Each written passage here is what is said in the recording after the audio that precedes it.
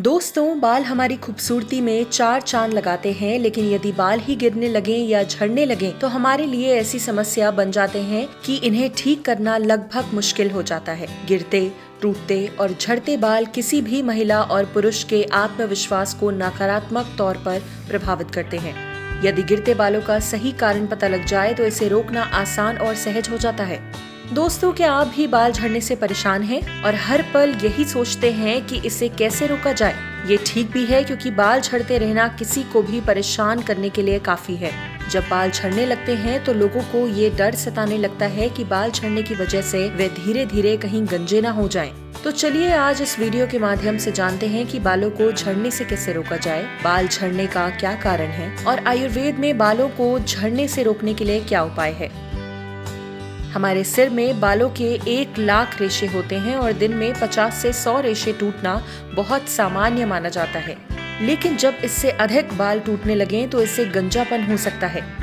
कई तरह के पर्यावरणीय प्रभाव, उम्र बढ़ने, बहुत अधिक तनाव, अत्यधिक धूम्रपान, पोषक तत्वों की कमी और पुरानी बीमारियां आदि बालों के झड़ने के कारक हो सकते हैं। बाल झड़ना कोई जानलेवा स्थिति नहीं है, लेकिन ये आत्मविश्वास को खतरे में डाल सकता है। पुरुष, महिला और यहाँ तक कि बच्चे भी बालों के झड़ने का अनुभव कर सकते हैं। बालों का झड़ना उन लोगों में सबसे अधिक प्रचलित है जिनमें बाल झड़ने का पारिवारिक इतिहास है। कुछ हार्मोन भी बालों के झड़ने को ट्रिगर करते हैं, जो आमतौर पर यौवन के दौरान शुरू होते हैं। सर्जरी और प्रमुख बीमारियों जैसे अन्य कारक भी तीव्र बालों के झड़ने को ट्रिगर कर सकते हैं, लेकिन इन स्थितियों में कुछ समय बाद बाल अपने आप उगने लगते हैं। गर्भावस्था के दौरान अचानक गर्भ निरोधक गोलियां, प्रसव और हार्मोन परिवर्तन बालों के झड़ने का कारण हो सकता है। डायबिटीज, ल्यूपस, आयरन की कमी, थायराइड डिसीज, एनीमिया और ईटिंग डिसऑर्डर से भी बाल झड़ सकते हैं। अगर भोजन में पोषक तत्वों की अनदेखी की जाए तो विभिन्न शारीरिक बीमारियों के साथ साथ झड़ते बालों का भी सामना करना पड़ सकता है।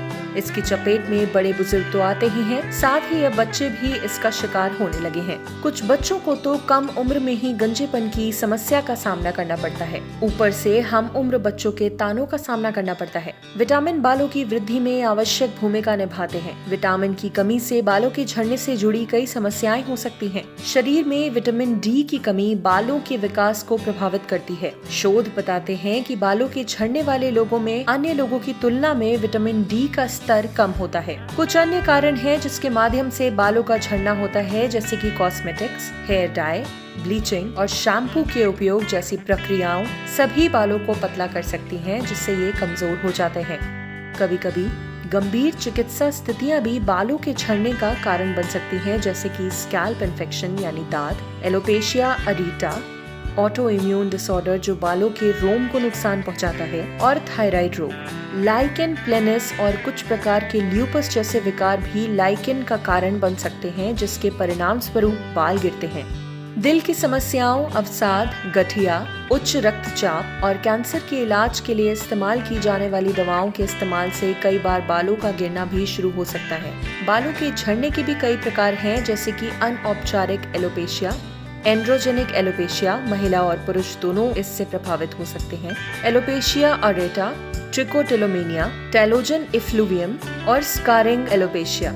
पुरुषों और महिलाओं में गंजेपन के लक्षण अलग अलग हो सकते हैं। आमतौर पर पुरुषों में गंजेपन की शुरुआत में बाल इस तरह से झड़ते हैं कि सिर पर बालों का हिस्सा एम आकार में नजर आता है। धीरे धीरे बालों का झड़ना अधिक हो जाता है और ये आकार बदलकर यू हो जाता है। महिलाओं के मामले में ये पैटर्न थोड़ा अलग है। आमतौर पर महिलाओं के सिर के बाल बीच वाले भाग से बाल झड़ने शुरू होते हैं, खास तौर पर बालों की मांग के आसपास का भाग, और धीरे धीरे सिर के सभी हिस्से से बाल झड़ना शुरू हो जाते हैं। बालों के झड़ने की समस्या आपको गंजेपन का शिकार बना सकती है, इसलिए जितना जल्दी हो सके इस समस्या का इलाज करवाना ही बेहतर है। अगर बात करें एलोपैथी में बाल झड़ने के इलाज की, तो इस चिकित्सा पद्धति में बालों का ट्रांसप्लांट ही एकमात्र उपाय बचता है और बालों का ट्रांसप्लांट का खर्चा लाखों तक जाता है। इसका स्टार्टिंग खर्चा ही 50,000 से शुरू होता है और ये 10 लाख तक चला जाता है। लेकिन आयुर्वेद में इस समस्या का कोई लाखों तक खर्चा नहीं होता। बाल झड़ने की समस्या को आयुर्वेद की मदद से और कुछ परहेज करके ठीक किया जा सकता है। आयुर्वेद इस समस्या की जड़ पर वार करता है और फिर इस जड़ को काटता है, जिससे कि बाल झड़ने की समस्या जड़ से खत्म होती है। आयुर्वेद की मदद से लगभग हर बीमारी और सेहत से जुड़ी समस्या का सही तरीके से इलाज किया जा सकता है और ऐसी ही एक समस्या है बालों का झड़ना। ऐसे बहुत से केसेस हैं जिनमें आयुर्वेद की मदद से लोगों की बाल झड़ने की समस्या और साथ ही में अन्य बालों से संबंधित समस्याएं ठीक हुई हैं।